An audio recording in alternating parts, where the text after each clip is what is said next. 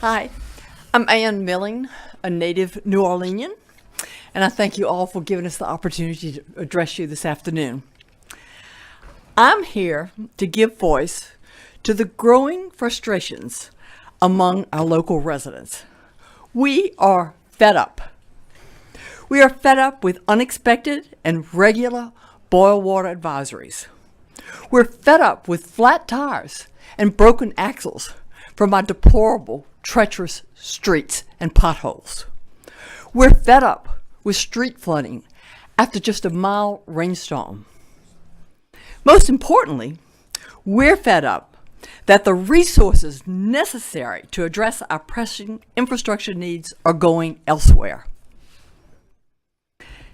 Think about this. An astonishing 14%, or $151 million of our total taxes go to tourism and sports entities. By contrast, a pitiful 3%, or $31 million, is going to our streets. Indeed, the tail is wagging the dog. You, our elected leaders, have a unique opportunity to address this imbalance. You have a unique opportunity to redirect locally, and I underscore to each of you, locally generated taxes, which are critical to this situation. Let me quickly give you one example. In 2002, the legislature wisely passed hotel and food beverage taxes to pay for a potential Phase 4 of our convention center. With the ravages of Katrina in 2005 and reduced demand for convention space, this project was appropriately aborted, never to be resurrected. Yet, the convention center continues to collect this tax, which generated $22 million last year.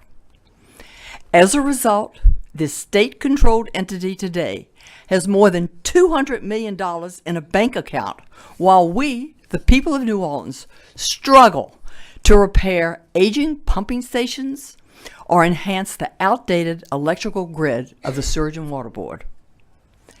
This dedicated revenue continues, though conventioneers account for only 4%, only 650,000 visitors of the 17 million tourists who visit New Orleans. Think about that. Only 4% of our visitors even darken the door of the convention center.